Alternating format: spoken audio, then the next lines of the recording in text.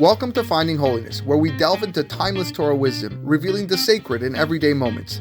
Join us on a journey to elevate your spirituality and discover holiness in every aspect of life. I'm your host, Rabbi David Kadosh, and together, let's embark on a path of spiritual exploration. I hope you enjoy this next episode. Okay, Erev Tov, everybody. It's good to see everybody again after a couple of weeks of not being in person. Last week I had to give the shiur online. My apologies for that, but it's good to be back. Chodesh Tov, Rosh Chodesh Nisan tonight. It's the month of Geulah, and we hope and pray that the next shiur that I give is not going to be here. It's going to be in Eretz Yisrael, Bezat Hashem, with everybody together in Yerushalayim, celebrating the ultimate Geulah. We are... First of all, I want to thank Mr. Yaakov Medina, who has sponsored this week's shiur in memory of his grandmother, Chola Bat Alegria Ben Shetrit, Zichronai V'Racha. So the words of Torah, the inspiration that we get today, and the ideas that we come out with should be Lilu Nishmata, Tinafsha Tzerura, Bitzror HaChaim, Amen. Whenever we get to Parashat Tazria and Metzorah, this year it is a separate, they are read separately, they are not combined because it is a leap year. Generally, the theme of the parashiot is tzaraat. Tzaraat is the skin disease, sometimes translated as leprosy, that can fall on a person's skin or on his clothing or on his house. And there are various laws with regards to the tzaraat and what the person has to do when he sees such a mark on his skin. The color, it has to be assessed by a kohen. The kohen would have to declare him tameh. He has to go into isolation. There's a lot going on in these parashiot, and the ideas behind them are very deep. And to be honest, we don't really see it much nowadays. So what many do like to talk about, and it's a perfect opportunity, yes, to talk about, is what brings about the tzaraat, what brings about this skin disease. And the Chachamim tell us that if a person was to see tzaraat on himself or on his clothing or on his house, it is usually due to one thing and one thing only, and that is lashon hara, that is evil speech. And therefore, many rabbis around the world, many magidei shiur, many people that love to talk about the parasha will focus these weeks to speak about our tongue, will speak about our mouth and the words that come out of our mouth. And I'm not going to do much different today, but I'm going to take it from at a different angle. For over 2,000 years, Am Yisrael have tried to extinguish the flames of lashon hara, and yet the embers and the charcoal is still lit. And maybe it's time to light another fire in our hearts, and maybe to focus on lashon tova, on a good tongue and on good speech. This past year, in our shul, in our Bet Knesset, between Mincha and Arbit, I decided to teach Sefer Chafetz Chaim on Hilchot Lashon Hara for roughly between 10 and 15 minutes between Mincha and Arbit. Many people here in attendance were here almost every day to listen to these powerful words of the Chafetz Chaim, and Rabbi Yisrael Meir Kagan, known for his pen name Chafetz Chaim, and what emerged from that sefer, and we're not finished learning it. We're going to continue it Bezrat Hashem next winter. Is that lashon hara is not just speaking negatively, but it's a negative thought process. It's a negative perspective that a person contains within him, and leads to hateful speech, and a person contains negativity in his heart, negativity in his mind. And what we all concluded after learning these halachot, these multiple halachot, is that it's almost impossible not to speak lashon hara, because we like to speak what's on our mind, and we like to speak about, and we like to share what we're thinking about. And therefore, when a person does not produce negative thoughts, then there's no negativity to share with other people, because our minds are always active and our minds are always thinking, and we got to train ourselves to think in a more positive manner. Sur merav asetov. It's not just a matter of let go of bad, but it's also a matter of doing good. So yes, there's this concept of staying away and preventing yourselves from bad behavior, but there's, more importantly, is the final step, which is adopting a good behavior, adopting something to replace the bad behavior. If we have a negative outlook, we have to learn to let go of it, and then take control of a more positive perspective. The Chafetz Chaim begins his sefer by listing numerous averot, sins that a person would transgress every time he speaks Lashon Hara, up to 17 negative commandments every time he speaks Lashon Hara, plus an additional, I can't think, it was like 7 or 8 positive commandments, and then a bunch of curses that a person would be transgressing.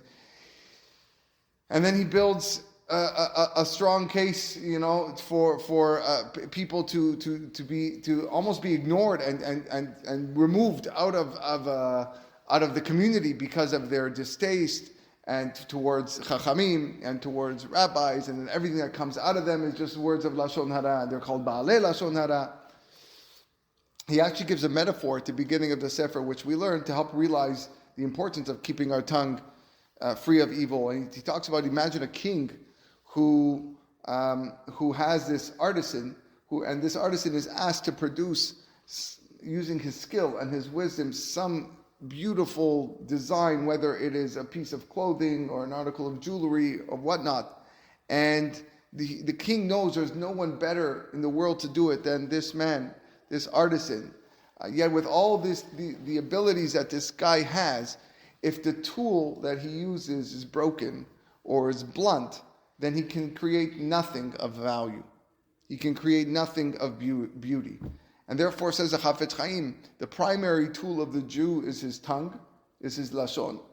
And when we employ it to learn Torah and to pray and to speak positively, then it's great. But when one speaks evil, we are blunting our tongue, and we are taking this precious tool and we are breaking it. And we can have the most passionate feelings towards Borei Olam, Master of the world, but it's not effective if our tool is blunt. And as much tefillot as we can pray, but if we finish our tefillah and we're just going to work and we are focusing on how much slander I can spread and how much motzi shemra and lies or whatever it is, then it's ineffective. It's dull.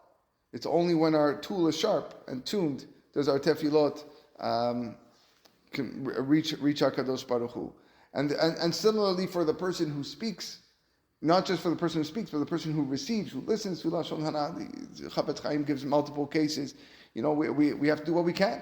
You have to think of it like a cold. You have to think of it like someone is sick. It's spreading germs. What do I need to do to stop the germs to spread? If the germs are coming out of so and so person because he's speaking this evil speech, then I gotta get away.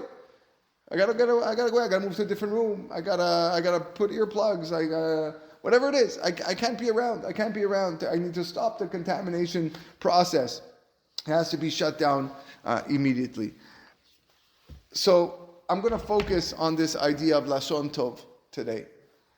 And I'm going to start with a really tremendous chidush from the Zohar HaKadosh, which is brought down in Parashat Tazria. It's a very, very long episode brought down in the name of Rabbi Shimon Bar Yochai, who relates this, but we'll condense it. He relates that there were two Tanaim, two tzaddikim, Rabbi Chaya and Rabbi Yosef, who were riding on a donkey. And all of a sudden, they see a man coming towards him. And this man is filled with negaim. He's filled with these spots. His whole body is covered with these red and white spots on his face. Very weird, not something you normally see in a person.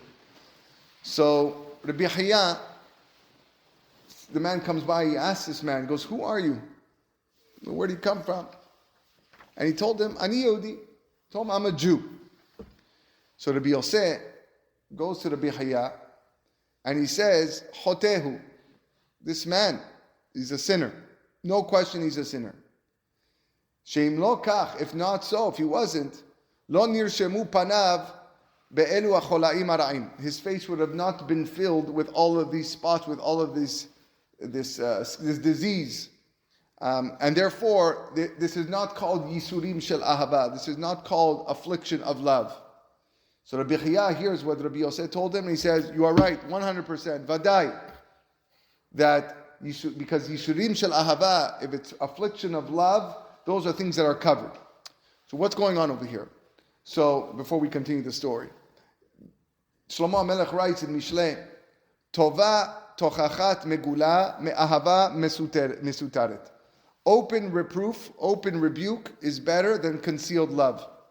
Because when I rebuke somebody out of love, when I reprove him out of love, I do it in private. It shows that I care. I don't want to embarrass him. That's why rebuke is a very, very difficult mitzvah to perform, because it usually has to be done private in a soft tone. I don't want to humiliate my friend or the person that I'm telling them who needs to be better. But if it's something that is done not privately, if it's done openly, then it is actually it's enam be'ahava. And HaKadosh Baruch Hu acts the same way for us. HaKadosh Baruch Hu constantly rebukes us. He's constantly trying to get us back on the right path. So at first, if he's going to do something to us to get us to change, he's going to do it in a very soft way or a hidden way. He might put something on your goof, on your body that is not seen, or underneath your clothing, somewhere where it's not noticeable. And that's when it's concealed, it's out of love. It's out of ahava. It's a yisurim shel ahava. It's still yisurim, but it's out of love. The moment it becomes known to everybody, and now you are embarrassed of it, and now it's something that you cannot hide anymore, then it's no longer yisurim shel ahava. It's just yisurim. It's just affliction. It's just suffering. And therefore, when Rabbi Yosef and Rabbi Chia saw this man, and it's all over his face, and it's all over his body, the first thing they said, this is not Yisurin Shel Ahava. If it was Yisurin Shel Ahava, it would be something underneath his clothing, or something that we cannot see. Now, this Jew heard what these rabbis said, and right away, he took the rebuke, and he started crying, ran, and he was just in tears. He did some introspection, and the story in the Zohar concludes that they did teshuvah. However, his children happened to walk by and see their father crying. And I said, Abba, what's going on? He said, these men, they came by, they saw me, and they said that what I'm suffering is not yisurin shel ahava. See, when a person is going through difficult times, the highest level of emunah that he can have is that Hashem gave me out of love. And therefore, he feels a strong, close connection to Hashem, and not as a result of a sin. Because if it's a result of a sin, that means I did something wrong, and that's why I'm suffering. That's why I'm getting pain. But Yisurin Shel Ahava, there's a certain, like the great tzaddikim who suffered in life, Yisurin Shel Ahava. They didn't do anything wrong in their lives. Not that they're going around, chas v'shalom, stealing or eating terefat. If they suffer, it's Yisurin Shel Ahava. This man thought that what he had was Yisurin Shel Ahava, was affliction of love. And these rabbis said, no, you did something wrong because it's all over your face. So now he started crying. And the sons didn't understand. So sons went to the Chachamim and he said, you know who my father is? You don't even know who my father is. My father sits all day inside his room, and all he does is he studies Torah. Everything that he does, his whole mind is concentrated on Torah. All these, whatever sin that you think my father did, it can't be, because he's constantly in this room, he's learning, and he's involving himself in mitzvot. Impossible. So, if so, why do you automatically assume this is not Yisurin Shel Ahava? What sin could he possibly have done? Look at the answer that the Chachamim gave the children of this man. Mila tava de ka'ate lideh v'yachil lemalela vela malil. He says, the rabbis told him, the signs, the spots on his face can be one thing and one thing only, which is Lashon Hara. But you're right. Your father is in the middle of a room and he's studying all day. He cannot be speaking Lashon Hara. But Milat Tava Ka'ate Le'adeh, he had good words on his tongue also. And he could have spoken good words to other people. But he didn't speak good words to other people. Why didn't he speak good words to other people? Because he was in his room all day. He had opportunities to go out and bring people's spirit up. And he didn't. And therefore, he has to suffer with this. It's a punishment. It's not hayisurin shel ahava. He had a good word that came to him. He could have said it, and he didn't. And that's the meaning of the Zohar. Just like a person can be punished when speaking dibur ra, when speaking evil words, so too a person is crazy, the Zohar. A person could be punished because he chose not to speak a good word. You don't think of it that way. But that's what the Zohar is saying. I kept silent, David HaMelech says, I kept silent from good, and therefore ke'evi ne'ekar. My ke'ev was potent, was noticeable. Mavet v'chayim beyad halashon, that Shlomo HaMelech very famously writes that death and life is in the hands of the tongue. Yesh milah tava v'yesh milah bisha. There is a good word and there is a evil word. The evil words, we know what they are. It's a lashon hara, it's a motzi shemra, it's a rechilut, it's a machloket, the argument, the fighting, the screaming, loss of control. That is mavet. That is death.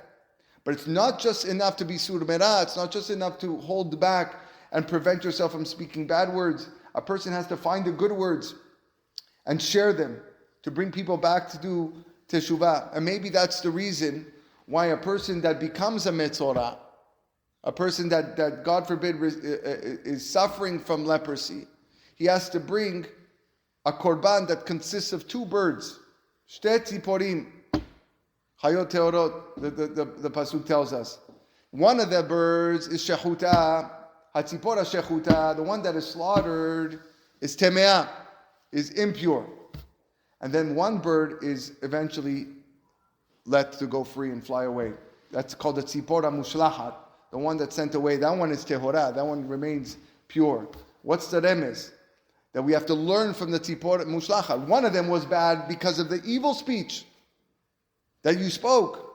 But then there's one bird that gets to fly away, and that bird for the rest of its life sings and chirps.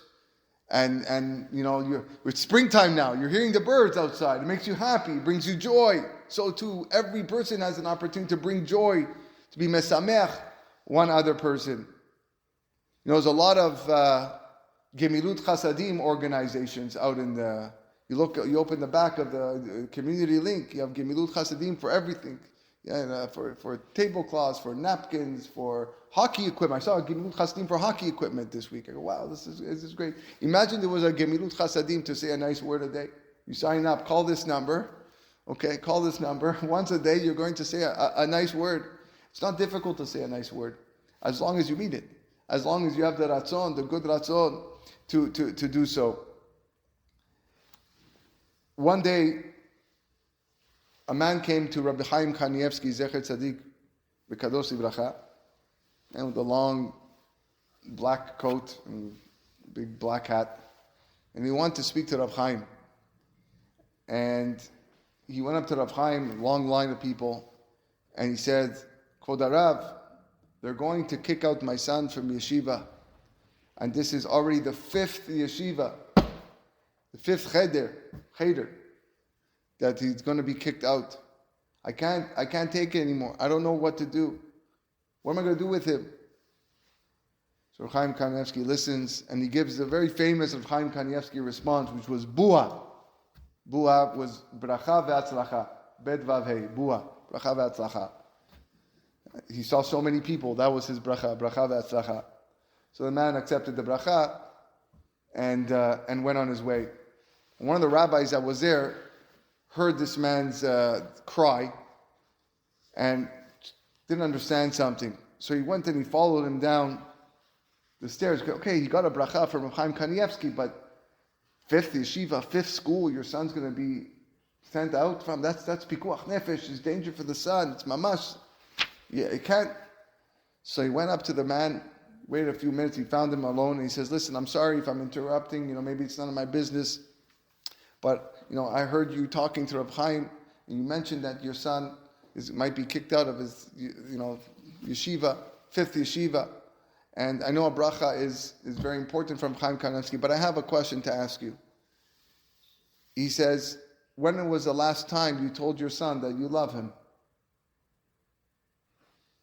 And without any busha, this man with the long coat and the black hat. He goes up to him and he says, "Bidavar shekir tirchak, I will not lie. I don't tell my son much that I love him." So the man told this guy very bluntly, he says, instead of them throwing your son out of the cheder, they should throw you out of wherever you belong from and take off your coat and take off your hat. If you don't find the koach within you as a father to say, I love you to your son. You're the problem, not the school. Take off your coat. One word. How do you not say I love you to your son? There's once a story. The man who owned a store in Bnei Brak. Crazy story. And it was about 3 p.m. The store was kind of dying down through the day. That's it. So there wasn't many people. But there was one guy with a shopping cart talking on his Bluetooth. And he must have had like 15 conversations. Every single time he had a conversation, it seemed like he was asking for a job, to be a cleaner, that he would clean buildings or clean homes or whatever it is. And every time he would call, you get no call again. Hi, I'm looking for a job. I do cleaning. I'm this. I'm good at it. Da da da. No. But please, every time, and this lasted for quite a few minutes because he would keep on calling. So that the owner of the store is listening to what's going on. And he felt bad for the guy. And he says, listen, he finally gets to the cash. He goes, listen, I overheard you calling a lot of people. To be honest with you, we have some cleaners over here. They don't do such a really good job. Sometimes, they just reuse the mop. They don't clean the mop. And I got streaks. It's not good. It's not pleasant. I need to make my store presentable. Are you, I'd like to offer you a job. I'd like to offer you a position, if you're interested. So the man says, no, thank you. I really, really appreciate it. Baruch Hashem. I'm very busy from morning till night. I have daf yomi in the morning. I'm this. I can't take any more work. I'm really, really, really busy. So the store owner is scratching his head. He goes, listen, sorry, but I heard you now. I heard you for 45 minutes on your phone over there in the corner of my store, calling person after person after person, looking for a job that you want to clean. You come over here, you tell me you're so busy. I don't understand. What's the story with you? So the guy tells him, he goes, let me tell you something. He goes, to me, a building is a building, a house is a house, an office is an office. And I clean that house or that office or that building with all my koach, because that's my job. But how much can a person work without positive feedback?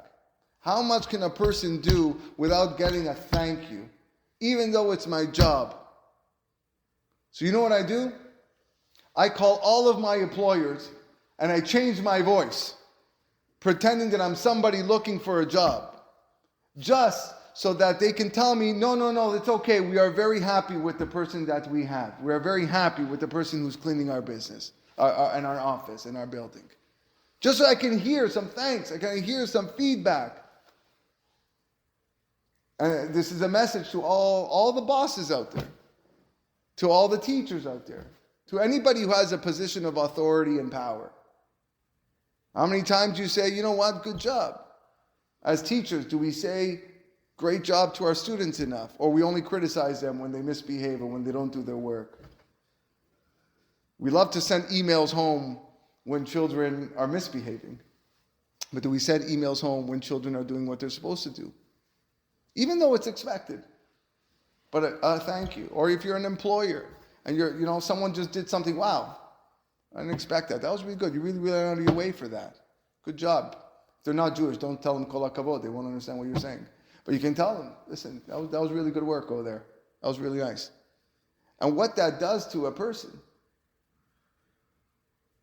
to an employee, you know how much better they would work for you just hearing thank you, they feel that they're appreciated. That's the message of a good word. This past week, we had Rav Moshe Weinberger in town. He spoke at the Bayit last week, and he shared a story, among many stories, but he shared one story Rav Chatzkel Abramsky, Zecher Tzadik Livracha, who lived in Beit Vagan, big Gaon, and how once he was walking on the streets, he could be walking back from the supermarket, I don't know what it was, and he sees a little girl crying on the street. And he went up to the girl. He says, "What's wrong, little girl?" She says, "Everyone's making fun of me." "What do they do? What's going on?" So she said, "Everyone's calling me ugly, and they're calling my dress ugly, and I can't take it." So Rav Chatzkel looks at the girl and says, "What's your name?" And she said, "My name is Shifra." He says, "Shifra, first of all, your name means beautiful, because you are the most beautiful girl in Beit Vagan, and your dress is the most beautiful dress in Beit Vagan. And I want you to go home and tell your mom and your father and all your friends that Rav Chatzkel Abramsky told you that you are the most beautiful girl and you have the most beautiful dress in Beit Vagan." And her face lit up, smiled, and she ran home with excitement. Now, let's just put this story on pause for a moment. It is not the norm for Rashi Yeshiva or big tzaddikim to stop on the street, tell a girl, whatever age, that she is beautiful and she's wearing a beautiful dress. And because of that, the students that were around Rav Chatzkel went up to him, looking at him like, "What just happened?" And he looked at the students and he said, "If HaKadosh Baruch Hu promises, Umacha Hashem dim'ah me'akol panim, in the future, God is going to erase the tears of every Jew. If He can erase the tears of every Jew, how can I see a young girl that is crying and not clean up that tear? How can I not tell her that she's beautiful and her dress is beautiful to make her feel good?" And this is from one of the great Rosh Hashivas. How many people would do that today? How many people would stop when they see a young kid crying and say, "What's going on? What's wrong? It's okay. Everything's going to be fine." You know, when kids cry, they think the world's falling on them. They think everything, that's it, the world's over. And you give them that little push to continue, and they all of a sudden they're injected with a new dose of life and happiness. It's what he did. In a different shiur, Rav Reinberger was speaking about Yosef HaTzadik, and he says, what was the pivotal moment of Yosef's rise to greatness? What changed? What happened in Yosef's life, Yosef HaTzadik, where he went from accused jailbird to viceroy, second in command under Paro? He says it happened when he was in jail. And when he woke up one morning with his two jailmates, the baker and the butler, and they just had a dream. And this dream was bothering them. So much so that they couldn't live with themselves. Their whole day was torn. They were just so confused. They didn't understand. What's happening? What's happening? You have really that horrible, horrible dream, and you can't even go on with your day. And Yosef sees this on their face, and he asks them one question. Madua penechem ra'im hayom. Why is your face so sad, so down today? What's wrong with you? What's hurting you? What's bothering you? Oh, wow, someone paid attention to us. Sure, I'll tell you what's wrong with me. This is a dream I had. Da, da, da, da, da, da. And the rest is history. Yosef becomes the dream interpreter. And now he gets to Paro's palace.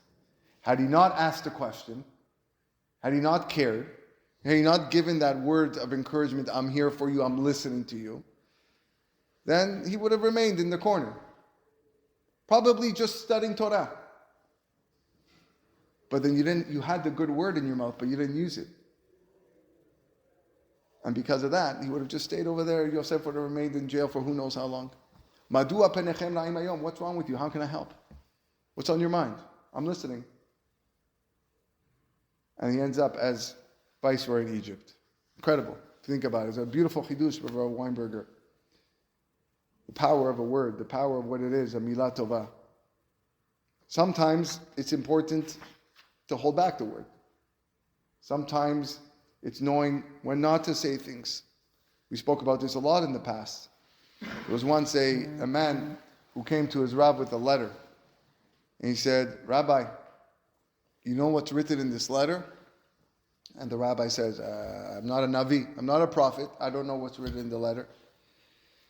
He says, in this letter is curses and threats and the worst of the worst. What's going on? He says, unfortunately, I'm in a little machloket with another Jew. That's, we're dealing, it's in the tens of thousands of shekels. And he keeps on threatening me and cursing me, and this is just the third of many letters that I'm getting. And I don't know what to do with it. I told him, let's go to Beit Din, let's go to arbitration. And the guy said, no arbitration is going to help. I'm going to force this money out of you. I'm going to show you. So, on the first time I got this letter, I showed it to my wife. And she read it and she was in such shock. And I told my wife, I was so upset. I go, you know what? If he wants to play this game, I can also play this game.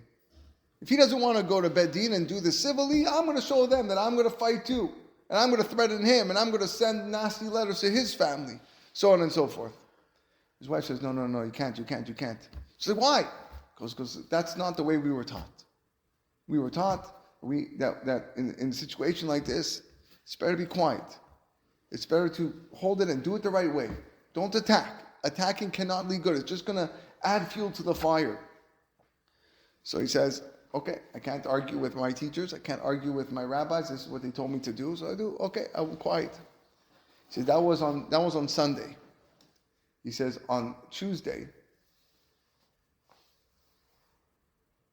you know what happened?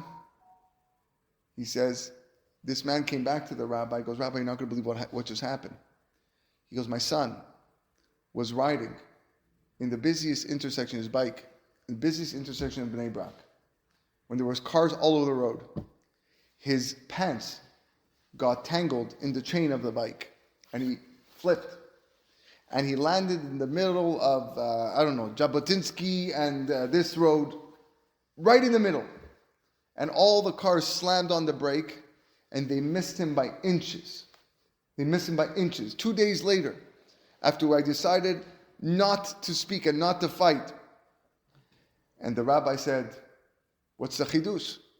You know what the Gemara says? Masechet Chulin, Amar Bila'ah, En ha'olam mitkayem ela bishvil mi shebolem et atzmo b'shat meriva. The whole world is sustained by people who swallow their words during a time of fighting, during a time of machloket. Shneimar tole eretz al belima. That the world is hanging on blima, on nothing, when you keep quiet, when you close the mouth. You know what the Khatam Sofer says, beautiful on this pasuk, Tole Eretz Al Belima. The gematria of Tole Eretz Al Belima is 913. The world hangs on silence. Begam Bereshit, the word Bereshit, which is the entire creation, is 913. And in the word Bereshit, in of itself, what does Bereshit stands for? All the people who chose to remain silent when they could have spoken up. Binyamin, we spoke about this a couple weeks ago. Binyamin, the son of Yaakov. Rachel, the wife of Yaakov. Esther HaMalka, who chose not to reveal where she came from. Shaul, who did not reveal the Devar Melucha. Yosef, who after 17 years did not speak about who was the one who sold him. And Tamar, the wife of Yehuda, refused to reveal that it was Yehuda. and she was about to be killed for it. That's what Bereshit stands for, all those people. Beautiful. Sometimes you just got to hold it back in. And one Shabbat, there was a man who went to go visit a Hasidic Tish. Anyone ever been to a Hasidic Tish? Okay, so a Hasidic Tish is you have the Rebbe of that particular Hasidut sitting at the head and all of his followers sitting around. And it's an experience to see a Hasidic Tish, and they eat the food, and the Rebbe gives out the food, and he blesses, and he gives a Divrei Torah. It's very, very holy. The man who came to the Tish was a Yeki Ashkenazi Jew, like a typical Ashkenazi, not Hasidic Jew. And for him, this was his first Tish. And he wanted to experience what it was. So he goes up to his friend who was a Hasid. He says, what do I do? He goes, okay, for one, you have to bring something. He goes, what am I going to bring? So he goes, I can't bring flowers, Shabbat. So I got an idea. Because I'm going to bring a cholent. So this man comes with his cholent and a little pot of cholent. And he comes to the Rebbe's Tish. He comes to the Rebbe, goes, Kvod Harav, I have here a cholent. What should I do with it? So the Rebbe says, you see over there in the back, Fischel. You see Fischel in the back, sitting over there. Give him the bowl of cholent. Give him the cholent. Now this man Fischel was misken. The guy was not 100% there. It was a guy, you could tell, one of these people, unfortunately, struggled a lot in life. Was just there eating a lot. He would love the food that was there. He came to eat, and so he said, okay. So he finds Fischel, and he brings him the pot of the cholent, and he puts it in front of him. And Fischel was so happy. He sees the cholent, right? Goes, the Rebbe told me to give it to you, Fischel. So I'm telling you, the smile on his face. He starts taking the spoon. He starts eating the cholent. The problem was that just like Fischel, there were other Fischels. There were other miskenim there, who when they saw the cholent, they started coming and grabbing, taking their spoons and eating the cholent that Fischel was supposed to have for himself. And Fischel, being, I guess, who he was, hated it, couldn't take this. Get away. And the more he tried pushing them away, the more people started coming into the cholent and taking the cholent. So Fischel said, or he thought to himself, there's only one thing I can do. And he hurls spit, and he starts spitting into the cholent. But not just like real spit into the cholent. So much so that the people were had no choice but to get out and leave now Fischel by himself with the spoon eating from the cholent. And the Jew, the Yeki Jew, the non-Hasidic Jew is watching this, and he cannot believe his eyes. He says, this is a tish? This is what happens here in a tish? How can this be? This is not a tish. This is a madhouse. There's crazy people here. What's going on here? Spitting in the food. Never seen something like this in his life. The Rebbe hears what this man said, and he says, a madhouse, a crazy house. Even from a crazy house, there's things to learn. You think that all of this brings me kavod? The Rebbe said. You think I need the cholent? Think I need all of this, what's happening? Is it a bizayon? Yeah, it's a bizayon. It's disgusting. It's an embarrassment. But you can learn something. That even when things don't go your way, even when you're watching things that you say, this cannot be, this is not me, and it drives you crazy, and it makes you upset, and it antagonizes you, and you say, I can't take this, but you can learn the midat of savlanut. You can learn the midat of patience, and understanding every single person. Learn to be quiet. Learn to be mashtik et atzmecha, to quiet yourselves. That's something that you can learn even from a bet meshuga, even from this type of place. Rabotai, everything really depends on our focus. Everything depends on what is our outlook. What are we coming to achieve? If a person, or just started baseball season now, right? I believe today is the home opener of the Toronto Blue Jays. But if you come to play baseball, and every time you come up to the plate, you're always going to be thinking, I must not strike out. I must not strike out. I must not strike out. You are likely going to strike out. That's probably what is going to happen. The batter is focusing what he must not do rather than what he should do, which is hit the ball and get on base. And for years and thousands of years, for good reason, we have been focusing on not speaking Lashon Hara. And as a result, like the batter, many, many times, right, we've struck out, we failed. So maybe the new focus has to be the good word, the Lashon Tova, not the Lashon Ra'ah. It's a state of mind. It's a way of perceiving life in a more positive way, the world in a more different way, seeing people in a good light, wanting to be there to help. It's not just preventing the negative energy from attaching itself to us and to our soul and to our mind and to our hearts, but it's allowing positive energy and making it radiate to other people. We do this constantly. We don't even realize it. But we say brachot. We say at least 100 brachot a day. That's what Shulchan Aruch says we need to do. 100 blessings a day.